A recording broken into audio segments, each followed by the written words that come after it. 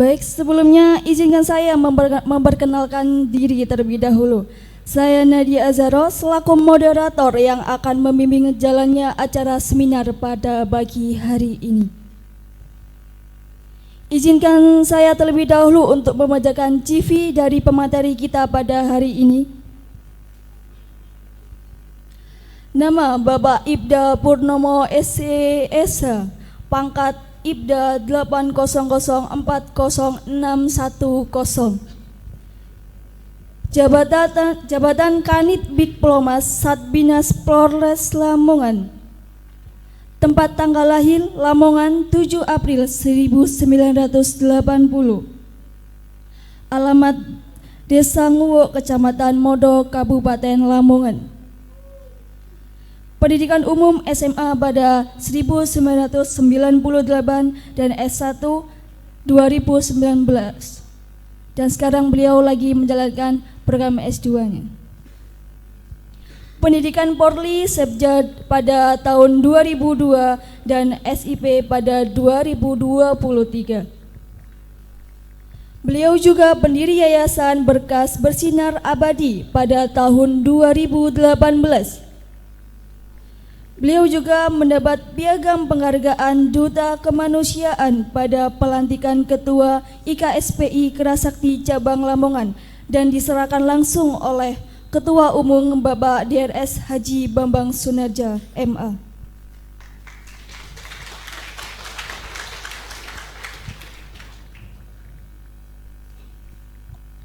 Oke, baik Bapak, langsung saja dipersilakan untuk menyampaikan materinya. Ya, assalamualaikum warahmatullahi wabarakatuh. Salam Jinso. Wah, menggelegar ini ya. Yang pertama-tama, alhamdulillah kita sama-sama memanjatkan puji syukur kehadirat Allah Subhanahu Wa Taala karena atas rahmat beliau kita semuanya bisa hadir di sini. Langsung saja karena menyingkat waktu. Saya mengucapkan terima kasih atas undangan dari teman-teman ya, ini teman-teman dari IKSPI Lamongan, ranting Unisda, betul ya? Komisariat. Juga selamat pagi ibundanya IKPSI, wakil dari Bapak Ketua Cabang. Saya tadi berbisik-bisik sama beliaunya, kok kenakalan remaja? Kayaknya remaja itu nggak nakal sih Bu, menurut saya. Namun mungkin perlu wadah dan tempat saja. Dan alhamdulillah Allah itu baik. Saya mungkin sebelum sekolah perwira, saya sudah pengen sekali mengadakan acara kayak begini. Namun caranya kayak apa saya juga nggak tahu. Karena ya keterbatasan kami juga, namun alhamdulillah saya mengucapkan terima kasih penghargaan yang sebesar-besarnya buat panitia yang menyelenggarakan acara hari ini. Ya, tadi wakil Pak Ali bilang tadi hitam-hitam. Kalau sudah hitam-hitam itu kayaknya, kalau saya udah dengar kabar hitam-hitam itu sedih ya Pak. Kalau saya udah kabar hitam-hitam itu sedih. Dan di teman-teman di kepolisian juga begitu. Kalau sudah dengar kabar hitam-hitam itu kok kayaknya indikasinya, konotasinya kok agak ya, kurang positif Bu. Bukan kok jelek bukan, tapi kalau sudah hitam-hitam itu mesti muncul was-was. Kok was-was kenapa kok harus hitam-hitam? Lah perguruan manapun kan mesti hitam-hitam. Lah saya cuma berharap, alhamdulillah saya kemarin dijadikan duta kemanusiaan oleh teman-teman semuanya. Saya cuma berharap mudah-mudahan dengan saya bergabungnya di sini, mudah-mudahan kita bisa sama-sama melakukan hal-hal yang baik, melakukan hal-hal yang manfaat. Dan saya sementara ini bermimpi Bu, karena Pak Ali sementara ini saya bermimpi Pak, karena belum bisa kami wujudkan. Saya maunya hitam-hitam ini kita dirangkul oleh pihak kepolisian melakukan hal-hal yang baik. Saya nggak membahas yang lain karena nanti takutnya dipelintir segala macam. Saya maunya teman-teman dari IKSPI ini, ayo kita menghitamkan daerah Lamongan dengan hal yang baik. Ya. Setuju ya? Mumpung ada di sini semuanya, saya membuka pintu rumah saya selebar-lebarnya. Asalkan untuk kegiatan kemanusiaan. Meskipun ini contoh gini. Ayo kita kasih contoh bahwasannya IKSPI Lamongan ini berbeda dengan di lahirnya. Kalau bisa setiap bulan kita melakukan kegiatan sosial, dan saya siap menjadi donatur tunggal kalau memang diperlukan. Ya, jadi mohon izin Pak Ali, saya ini senang Pak, saya ini senang berkegiatan sosial. Saya ini maunya ini muncul bahwasannya hitam-hitam ini bukan hitam-hitam yang jelek. Besok hitam-hitam dimodus, Mama. Hitam-hitamnya apa? Kegiatan bakti sosial. Boleh. Jadi kita bersihkan musola masjid, kita bedah rumah, kita melakukan khitanan massal, kita melakukan pengobatan massal, kita buktikan bahwasannya nakalnya remaja ini nakalnya yang positif. Dan kalau bisa IKSPI Lamongan jadi percontohan nasional. Nah, itu loh ya. Jadi alhamdulillah kalau boleh kami cerita Pak Ali, alhamdulillah kemarin waktu kami ditugaskan sebagai Babin Kamtibmas. Babin Kamtibmas ini anggota kepolisian yang berdinas di tiap-tiap kelurahan. Dan itu alhamdulillah di mana kami ditugaskan menjadi kelurahan percontohan tingkat nasional. Jadi saya maunya begitu. Jadi saya maunya ke teman-teman semuanya, silakan ketuk rumah saya, silakan hubungi nomor WA saya 24 jam, dan insya Allah saya siap jadi donatur tunggal kalau memang nggak ada yang lain. Donatur tunggal asalkan untuk kebaikan dan kemanusiaan. Nah, jadi nanti boleh saya sampaikan nomor WA saya di sini, silakan hubungi saya. Jadi kalau jenengan semuanya silakan nanti ketua-ketua ranting kalau misalkan modo, turi, pucuk, saya yakin nanti ini akan jadi percontohan nasional. Jadi hitam-hitamnya nanti nggak ada hitam-hitam kelahi, tapi hitam-hitamnya untuk kebaikan. Dan yakin teman-teman Polsek kalau jenengan datang silaturahim, Pak, saya mau menghitamkan Polsek untuk membangun ini, untuk membersihkan ini. Yakin nanti kita akan diapresiasi oleh pihak kepolisian. Ya gitu ya. Silakan dicatat nomor WA saya. Monggo kalau yang perlu monggo. Jadi kalau misalkan ada temannya jenengan yang perlu berobat segala macam, monggo silakan hubungi nomor saya. 08 berobatnya bukan masalah ODGJ ya, maksudnya berobat yang lain, monggo silakan. 08 1333 18 0664. Itu yang pertama. Yang kedua tadi Bapak Ali menyampaikan bahwasannya kenakalan remaja, dan saya juga nggak setuju Bu kenakalan remaja.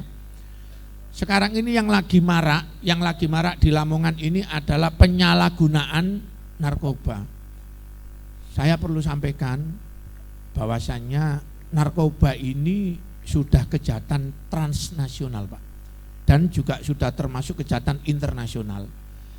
Adik-adik semuanya, pesan ketua cabang, pesan Pak Ali juga tadi, bahwasannya saya minta tolong dengan sangat hormat. Ada pepatah dan ada orang-orang bijak mengatakan bahwasannya jangan pernah memakai atau menggunakan narkoba.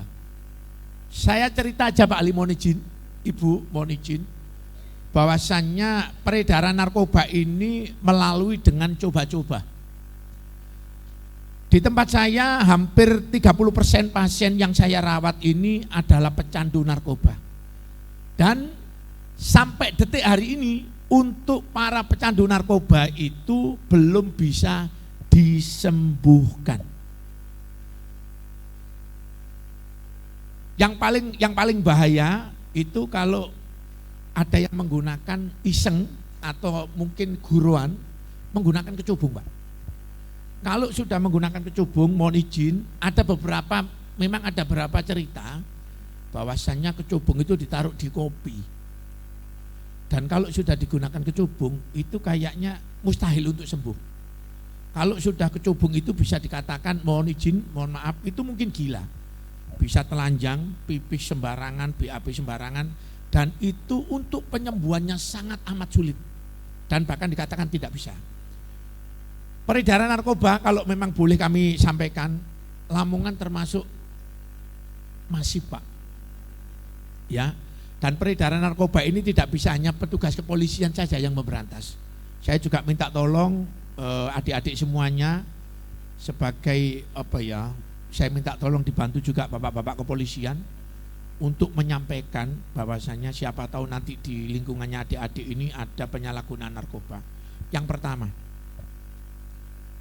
narkoba itu kalau memang adik-adik ini jadi sasaran Pak Ali, yang pertama akan dicoba dulu. Dicoba itu dengan dikasih gratis. Dikasih gratis dulu. Makanya ada yang bilang katakan tidak pada narkoba. Saya bisa pastikan 1000% barang siapa yang mencoba narkoba sekali saja, jangan pernah berharap adik-adik bisa berhenti saat itu juga. Yang pertama coba sekali, saya pastikan akan kecanduan 2 kali, 3 kali, 4 kali. Pertama dikasih, yang kedua dikasih, yang ketiga dikasih, yang keempat pasti akan berjualan. Beli enggak? Kalau beli enggak? Beli itu tingkatan yang ke nomor 4. Yang keempat. Pertama dicoba, yang kedua gimana caranya adik-adik mendapatkan barang itu secara gratis dan mau menjadi kurir. Kurir itu cuma menerima, dikasih saja. Jadi adik-adik jangan berharap dapat duit. Yang penting saya sampaian kasih gratis, sampean suruh, saya mau. Yang nomor 3 baru berjualan. Berjualan itu untuk menutupi kebutuhannya adik-adik semuanya. Kalau sudah kecanduan. Kalau belum kecanduan, adik-adik mungkin bisa jual motor, jual segala macam akan dijual. Dan untuk menutupin itu, adik-adik pasti akan gimana caranya tidak ada kerugian di situ. Jadi barang datang jenengan jual, yang penting untung pakai. Yang keempat, nah ini pasti akan berurusan dengan pihak kepolisian. Karena adik-adik tidak bisa menutup diri, tidak bisa mengamankan arealnya. Karena apa? Karena jenengan pasti akan berjualan dan berkomunikasi dengan pihak luar. Kalau sudah berkomunikasi dengan pihak luar, saya pastikan adik-adik pasti akan ketangkap oleh pihak kepolisian. Kenapa? Kalau memang jenengan berjualan sebagai bandar, jenengan sembunyi. Tapi jenengan tidak akan bisa menyembunyikan orang-orang yang beli. Karena jenengan akan terekspos. Nomor WA, alamat segala macam. Meskipun sekarang untuk transaksi narkoba itu sangat-sangat canggih. Jadi kebanyakan dikeluarkan dari rutan. Jadi silakan diambil di titik koordinat sekian, itu ngirim. Namun yakinlah suatu saat pasti akan ketangkep. Karena jenengan pasti akan terbuka alamatnya, nomor WA-nya segala macam. Ya. Dan yang terakhir, di situ akan ada penilaian dari PPATK. Jadi transaksi keuangannya kelihatan. Untuk narkoba itu pasti ada hubungannya dengan pinjaman online. Kalau sudah terhubung dengan pinjaman online, pasti akan muncul judi online. Untuk narkoba sama judi online, yang paling bahaya menurut saya itu judi online. Dan kalau judi online ini menyasar di semua kalangan. Dan perlu kami sampaikan bahwasannya judi online itu merupakan atau pintu masuk dari pasien orang dengan gangguan jiwa. Kenapa kok begitu? Nah, kenapa kok begitu? Karena orang dengan gangguan jiwa itu selalu diawali dengan was-was. Sedangkan pelaku judi online selalu was-was, berharap menang.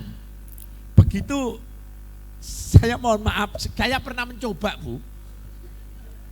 Loh iya, tapi saya mencobanya enggak was-was. Jujur ini gini, jangan disalahartikan ya. Saya mohon maaf, saya pernah mencoba itu karena teman-teman saya, ini kan saya bilang, ini kok HP-nya kok miring kenapa? Kan saya bilang gitu toh. Ini ada Mas Hadi. Saya mohon maaf Mas Hadi, bukan Pak Ali loh. Mas Hadi. Jadi tim saya ini gini, kok HP ini sampai miring? Miring HP kenapa kan gitu? Bukan Mobile Legend. Jadi pertama kayak narkoba itu pasti akan apa tuh? Dikasih apa tuh? Sedekah apa tuh? Sedekah pin ya? Sedekah apa itu? Bukan cipoin lah apa gitu. Dan saya coba itu. Lah saya bilang ya gini. Kenapa kok judi online ini pembuka pintu orang dengan gangguan jiwa karena berharap yang tidak pasti. Setiap kali jenengan pencet sampai pasti akan berharap menang. Dan kalau sudah tidak menang, di situ was-wasnya muncul. Jadi itu yang mungkin bisa kami sampaikan ya. Yang pertama, karena saya ini fokus dengan penanganan orang dengan gangguan jiwa, saya minta tolong pesannya Pak Ali tadi disampaikan bahwasannya untuk adik-adik penerus jangan sampai salah dalam pergaulan. Yang pertama, jangan sampai menggunakan narkoba, karena kalau jenengan pakai narkoba, ya Allah, masa depannya jenengan nggak ada. Dan ciri-cirinya, ini tak kasih tahu ciri-cirinya. Orang kalau sudah menggunakan narkoba itu pembohong besar. Ayo. Orang kalau menggunakan narkoba itu saya pastikan pembohong besar. Karena halusinasinya sangat luar biasa. Apalagi kalau sudah punya pacar, wah bohongnya luar biasa. Dan tukang selingkuh. Tukang selingkuh masalahnya kalau sudah menggunakan narkoba halusinasinya luar biasa. Jadi seolah-olah dunia ini bisa digerakkan sama beliaunya ini. Dan kalau orang menggunakan narkoba ini kayak saya kayak gini nih sekarang ini ya. Tapi kan saya nggak menggunakan narkoba. Nah ini gini, jadi kalau orang menggunakan narkoba yang pertama, sampai masuk di ruang dingin AC kayak apapun, pasti akan keluar keringat. Dan keringatnya ini luar biasa. Dan kelihatan pucet. Dan kalau dia ngelihat sinar kayak begini nggak mampu, ngelihat begini nggak mampu. Jadi dia pasti akan begini. Ya. Jadi itu saja mungkin yang bisa kami sampaikan. Saya cuma pesan kepada adik-adik semuanya. Tadi juga saya udah pamit sama Pak Ali, ya. Monggo kita kerjasama yang baik. Saya cuma bermimpi mudah-mudahan dengan adanya seminar ini nanti saya sama Pak Ali, sama ibunya, anak-anak pendekar Lamongan, saya maunya sesegera mungkin kita rubah arti hitam-hitam itu yang baik. Ya, saya maunya segera. Jadi saya akan buktikan kepada teman-teman semuanya, khususnya teman-teman saya juga bahwasannya kegiatan hitam-hitam ini bisa menimbulkan dampak manfaat yang sangat luar biasa. Yakinlah bahwasannya kita harus bisa jadi contoh dan bisa dicontoh dengan yang lain. Bahwasannya IKSPI ini benar-benar bisa menghitamkan, namun hitamnya yang baik dan bermanfaat. Mungkin itu saja. Ada sesi tanya jawabnya, monggo.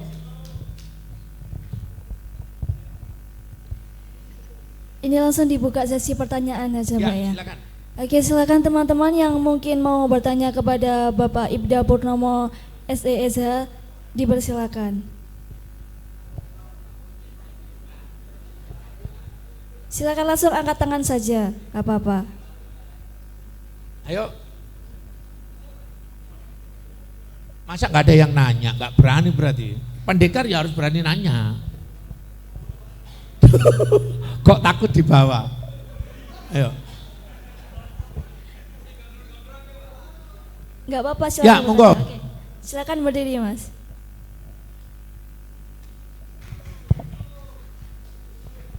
Oke, beri tepuk tangan yang meriah.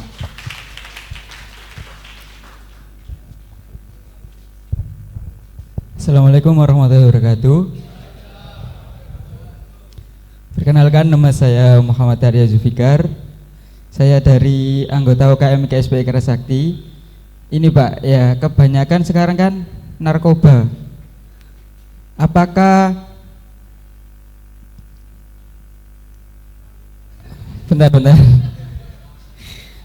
Kalau setahu saya, kalau ODGJ itu bukan hanya dari narkoba juga Pak, melainkan juga entah itu putus cinta atau masalah ini apa rumah tangga atau gimana. Lah untuk penanganannya itu gimana? Soalnya dari lingkungan saya itu kebanyakan itu begitu. Habis putus langsung putus jiwa juga. Ya, terima kasih. Tepuk tangan dulu dong. Pak Ali, mohon izin Pak. Sekali lagi saya minta tolong. Saya juga bersyukur bahwasannya saya punya akun media sosial yang pengikutnya luar biasa. Saya minta tolong segera ini harus segera. IKSPI harus menghitamkan dengan hal-hal yang baik.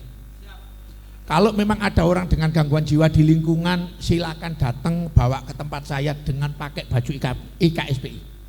Pokok lonya. Jadi begini, saya maunya hitam-hitam itu sekarang hitam-hitamnya yang baik. Wow, di sana ada hitamnya apa? IKSPI melakukan bedah rumah, bersih-bersih masjid, menolong warga kurang mampu, silakan semuanya. Ya, dan saya siap pokoknya menerima perintahnya Pak Ali, monggo. Yang penting untuk kebaikan. Nah, pertanyaannya jenengan tadi bagus. Yang pertama, di tempat saya sekarang ini total yang saya rawat 298. Ya. Hari ini tadi jam 8. Jangan ditambah. Jangan ditambah. Hari ini tadi alhamdulillah 2 pasien saya yang sudah 3 bulan kami rawat, Ibu, Pak, yang sudah 3 bulan kami rawat, alhamdulillah hari ini tadi sudah tahu namanya. Yang terakhir ini tadi namanya Inung, warga Cilacap. Padahal 3 bulan yang lalu belum ingat siapa-siapa. Dan perlu kami sampaikan bahwasannya orang dengan gangguan jiwa yang kami rawat paling banyak kasus cinta. Yang pertama, jadi yang pertama Bu, yang pertama menduduki nomor 1 kasus cinta. Mungkin pacaran iya, dan yang kedua kalau kasus cinta ini kebanyakan yang jadi korban ibu-ibunya. Jadi kebanyakan ibu-ibu kalau sudah saya rawat ini untuk tingkat penyembuhannya susah Bu, mohon izin. Karena kalau ibu-ibu sudah termasuk depresi ini yang dipikirkan anak, yang dipikirkan keluarga segala macam. Dan pertanyaan tadi, Pak, cara penyembuhannya kayak apa? Saya sampaikan bahwasannya yang perlu kita belajar sama-sama. Orang dengan gangguan jiwa ini terkadang kenapa sih kok harus diasingkan? Pemerintah Kabupaten Lamongan itu sudah memberikan layanan gratis dan menyatakan bahwasannya Lamongan harus bebas pasung. Namun kenyataannya di Lamongan masih banyak. Kenapa kok begitu? Karena untuk penanganan orang gangguan jiwa ini tidak bisa kita pasrah ke pihak pemerintah. Kita tidak bisa pasrah ke pihak dinas kesehatan, dan yang paling terkecil kita tidak bisa pasrah ke puskesmas. Orang dengan gangguan jiwa ini kalau menurut saya kasihan sekali. Ya, yang terakhir kemarin bahkan saya juga menangis kemarin itu begini. Saya kemarin menemukan warga Bojonegoro. Beliau saya temukan dan beliau itu namanya inget, alamatnya inget. Begitu saya temukan, saya antar pulang, mohon izin Bu. Ternyata beliau ini sebatang kara, keluarganya nggak punya. Ini direkam apa enggak ya? Akhirnya yang bersangkutan meninggal dunia. Dan harus saya makamkan di tempat saya sendiri. Saya enggak, karena ini direkam saya enggak berani. Ada permasalahan-permasalahan sehingga Bapak itu enggak bisa diterima di lingkungan. Semuanya yang hadir di sini yakin kepingin bahwasanya nanti di saat meninggal dunia yang pertama dimakamkan keluarganya, disolati lingkungan, diantar ke masjid oleh lingkungan dan didoakan oleh lingkungan. Namun betapa kasihan kemarin 4 pasien kami yang terlantar meninggal dunia harus dimakamkan sesama orang dengan gangguan jiwa. Saya mengajak teman-teman yang gangguan jiwa 5 orang, saya ajak gali kubur sendiri. Saya mohon maaf, kami doakan sebisa kami. Kalau orang NU mungkin ada tahlilan, itu enggak ada tahlilannya. Jadi kita makamkan.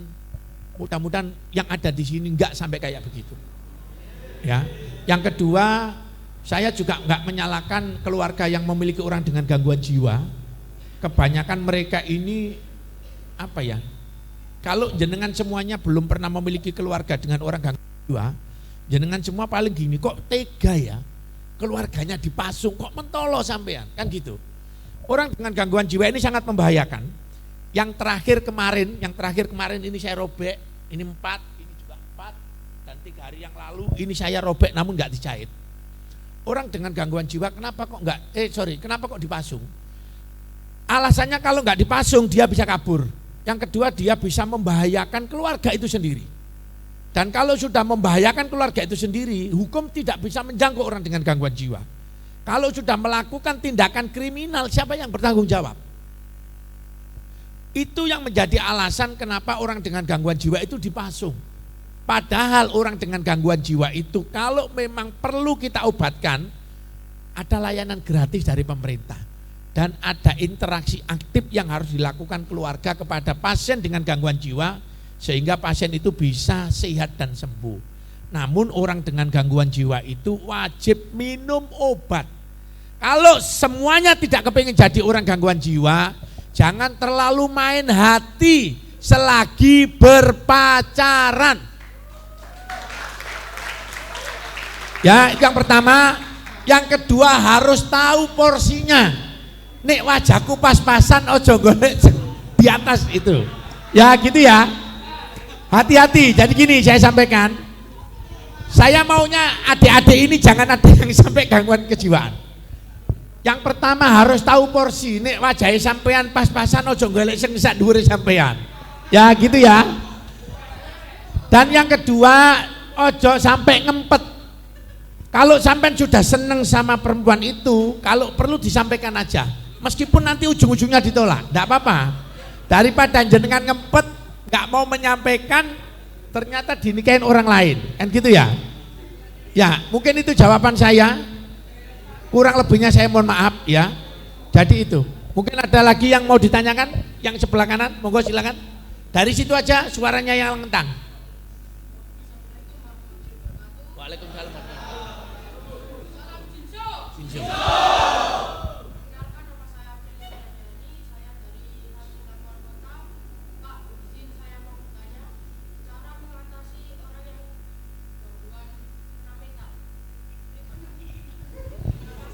Ya.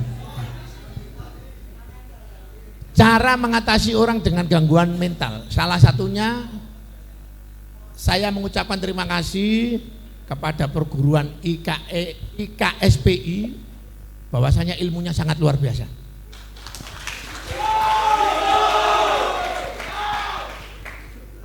Kesembuhan itu hanya milik Allah Subhanahu wa taala. Ya. Kesembuhan itu hanya milik Allah Subhanahu wa taala. Namun beberapa kali pasien yang kami rawat, ini ada Mas Adi ini yang ngajarin saya. Mas Adi berdiri dulu dong biar tahu. Tepuk tangan dulu. Ya. Jadi Mas Adi ini beberapa kali pasien orang dengan gangguan jiwa ini sehat dibuat Mas Adi.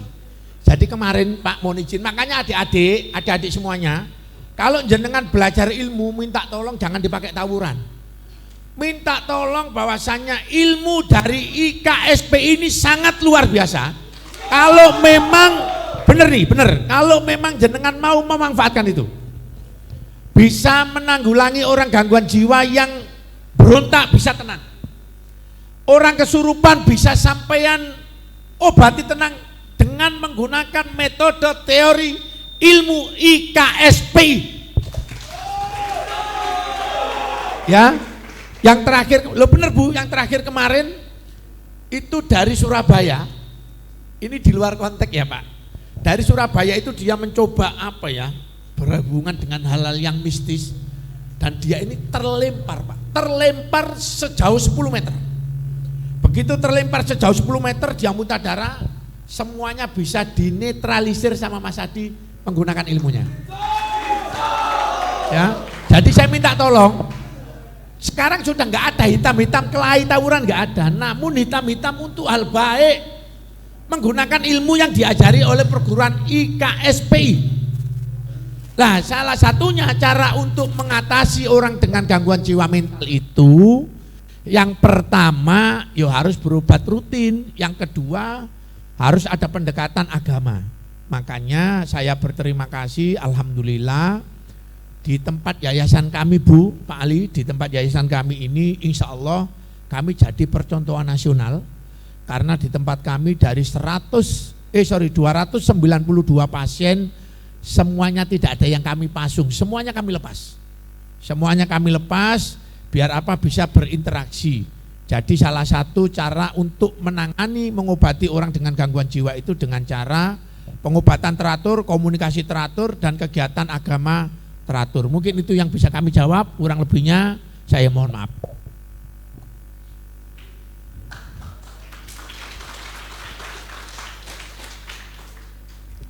Oke, mungkin ada pertanyaan lain dari teman-teman yang hadir pada hari ini. Oke, silakan Mas. Ke depan nggak apa-apa. Oke.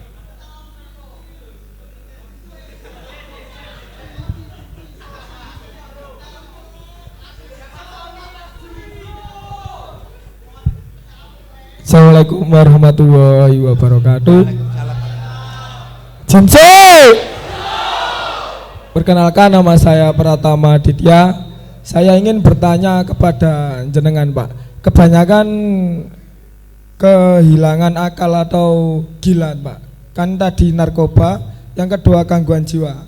Nah, yang ketiga saya bertanya, bagaimana solusi untuk mengatasi gangguan kebanyakan ilmu Pak? Kebanyakan itu ilmunya keberatan, gak kuat nyonggo Pak. Dadiku solusi ini bagaimana?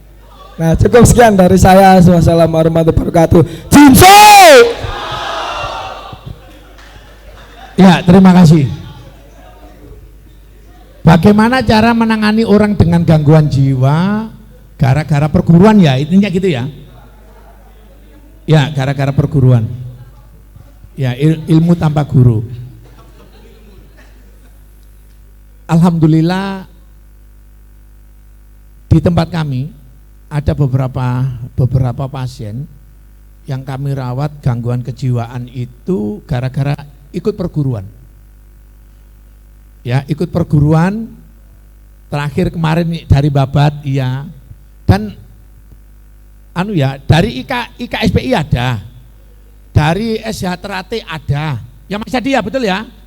Ya. Jadi cara penyembuhannya karena mereka, dan yang terakhir kemarin itu datang dari Blitar sama dari Kediri. Untungnya juga kami didampingi Mas Adi, ya. Dari Blitar ini Bu sampai masuk ke rekor muri, masuk di TV. Saya juga nggak tahu kenapa kok masuk di TV. Jadi kemarin ini kami potong rambut orang dengan gangguan jiwa itu insya Allah kurang lebih panjangnya 2,5 meter. Itu kami potong pakai gunting, nggak bisa. Bukan kok karena dia kebal, enggak. Karena guntingnya sudah nggak mampu Bu. Guntingnya karena besar, jadi digunting itu nggak mampu. Saya sama Mas Adi maju itu, kami mundur di saat yang kami potong ini. Dia bilang begini Bu, jangan potong saya. Kalau sampai potong saya, sampai nanti nggak selamat. Begitu Mas saya potong, saya mundur itu. Saya bilang, waduh ini jangan-jangan, ini ada Mas Adi. Jadi saya mundur, karena pada saat itu saya ragu-ragu. Ini bener apa enggak sih? Takutnya ada aneh-aneh. Begitu saya pulang, 1 minggu kemudian Pak Kepala Desanya nelpon, Pak tolong Pak dipotong. Kan gitu. Akhirnya saya balik lagi ke sana. Saya sudah mewantep pokoknya, mau meninggal ya terserah, yang penting saya akan potong. Begitu saya potong, bapaknya sama, kamu kesini motong saya, nggak selamat kamu nanti pulang. Saya bilang, wis kalau nggak selamat ya biar aja lah, saya bilang. Terus saya kasih pertanyaan, jenengan kalau sholat ini ngadep ke utara apa ke selatan? Saya nggak ngomong ke barat atau ke kiblat, enggak. Sampean kalau sholat ini ngadep ke selatan apa ke utara? Dan dia jawab pada saat itu ke selatan. Langsung saat itu saya potong rambutnya. Begitu saya potong rambutnya, ada perasaan was-was saya. Begitu saya potong rambutnya itu saya bakar di mana? Saya bakar di daerah situ. Dan kami bertiga memohon maaf. Kami mohon maaf sama Mas Hadi kepada ya yang sesepuh yang di sana. Terus ada juga kemarin yang dari perguruan apa juga sama. Dan yang terakhir itu dia belajar ilmu kebal, namun belajarnya disuruh baca Al-Quran di atas genteng. Loh bener, disuruh kenapa kok di atas genteng? Karena biar nggak ada yang ganggu. Dan itu masuk orang dengan gangguan jiwa rambut terpanjang selama saya temui. Ya, dan alhamdulillah setelah kami rawat 1 minggu, beliau dinyatakan sehat dan sembuh.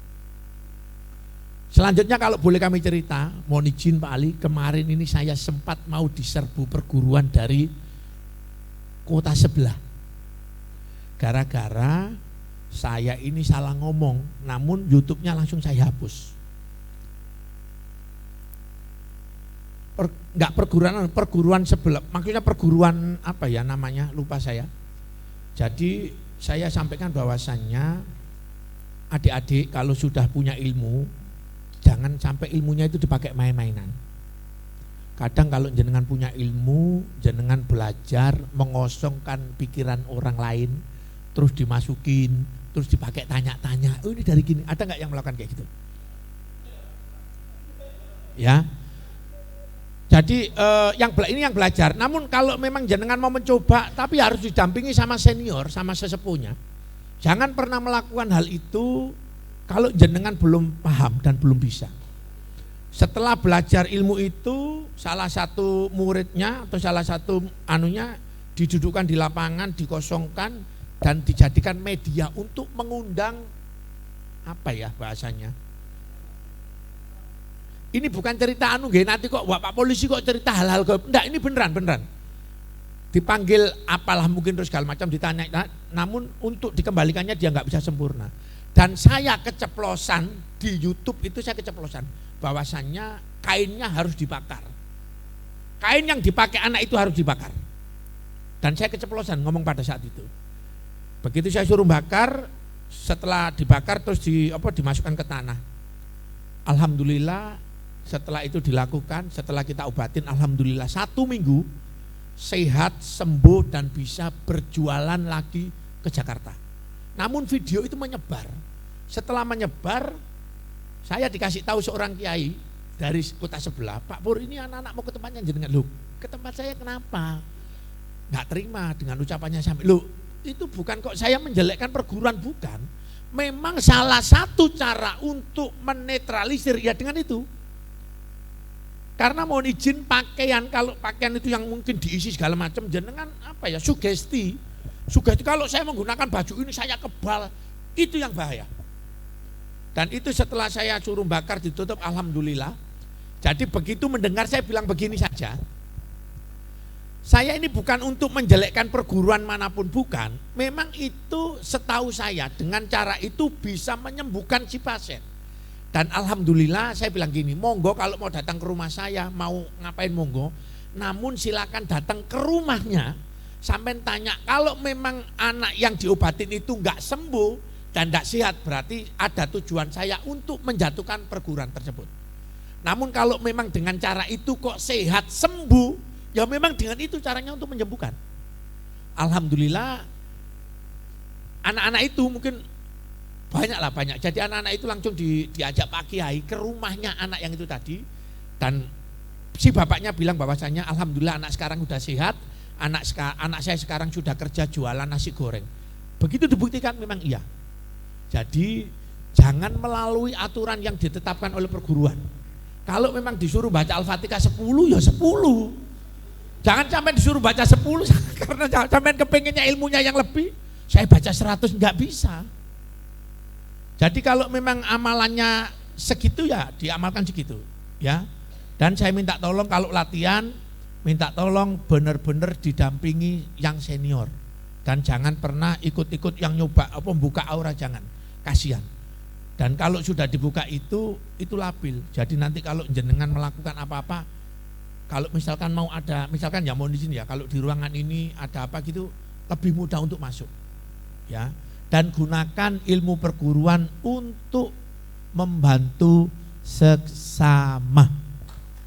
Ya. Karena dengan ilmu ini benar-benar banyak pasien-pasien yang bisa kita obatin, Pak. Benar banyak pasien yang benar-benar bisa kita sehatkan, kita pulihkan. Saya mengucapkan terima kasih atas ilmunya, dan beliau juga tadi bilang, Pak, luar biasa loh ilmunya IKSPI ini. Juga bisa membantu untuk pengobatan-pengobatan yang lain ya Bu ya. Mudah-mudahan adik-adik semuanya nantinya ke depan semakin bisa belajar, semakin bisa menebarkan manfaat dan bikin hitam-hitam yang bermanfaat. Monggo, ada yang lain?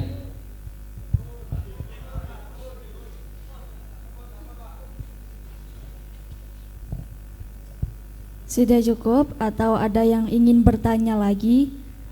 Mumpung, monggo silakan Mas.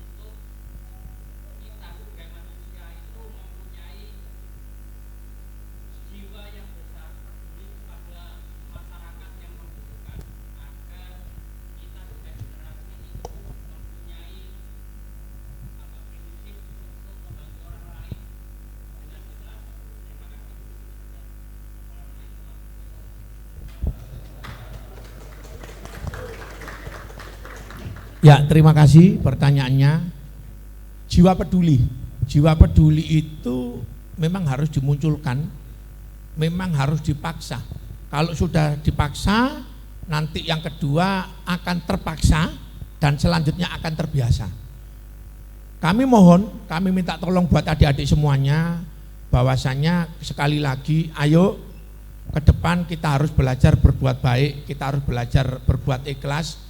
Yakinlah bahwasannya segala sesuatu, hal-hal yang baik pasti nanti hasilnya akan baik juga. Kalau jenengan nanti ke depannya sudah berkeluarga segala macam, ya, kalau jenengan itu sudah terbiasa melakukan hal-hal yang baik, sampai nanti lo akan ketagihan. Mungkin awal dulu Bu, mohon izin kami sampaikan, awal dulu mungkin banyak yang menganggap dulu waktu kami melakukan kegiatan sosial itu gini, pencitraan. Yakinlah bahwasannya orang menilai kita ini dengan kadar ilmunya. Contoh begini, kalau seorang maling ketemu orang yang malam-malam jam 1 lewat depan rumah, pikirannya pasti jelek. Karena apa? Karena ruang pemikirannya ini dinilai dengan yang jelek-jelek. Ini kok jam 1 keluyuran, wah pasti ini mau ngapain.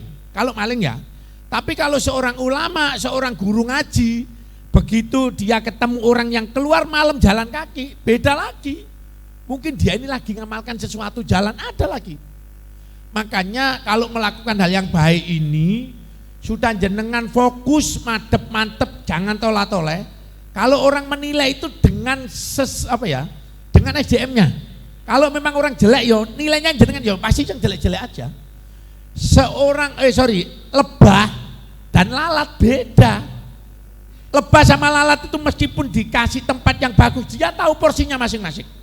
Kalau orang baik penilainya baik, kalau orang jelek pasti penilainya juga jelek. Saya minta tolong sama-sama kita mulai hari ini, karena hari ini saya berterima kasih sekali kepada panitia yang benar-benar memberikan waktu saya. Saya kepingin segera hitam-hitam itu nanti berupa hitam-hitam baik, hitam-hitam yang manfaat, hitam-hitam yang bisa dirasakan warga masyarakat. Kita buktikan bahwasanya hitam-hitam Lampongan ini ke depannya benar-benar baik. Jadi kalau ada hitam-hitam itu nggak usah perlu dijaga polisi.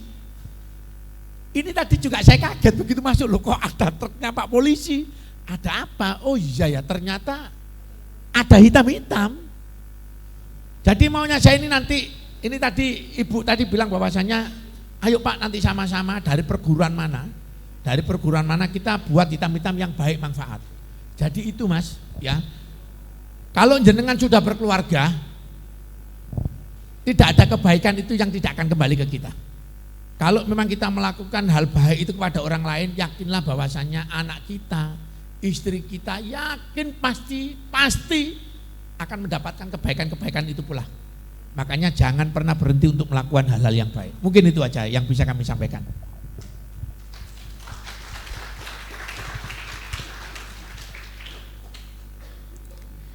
Ini Pak, saya mau menginformasikan bahwa acara pada pagi hari ini itu disiarkan secara live langsung di channel YouTube-nya. Di channel YouTube apa Mas Teh? Di channel Humas IKSPI Lamongan. Oke, mungkin sudah cukup untuk sesi pertama. Gimana teman-teman? Sampun nggih?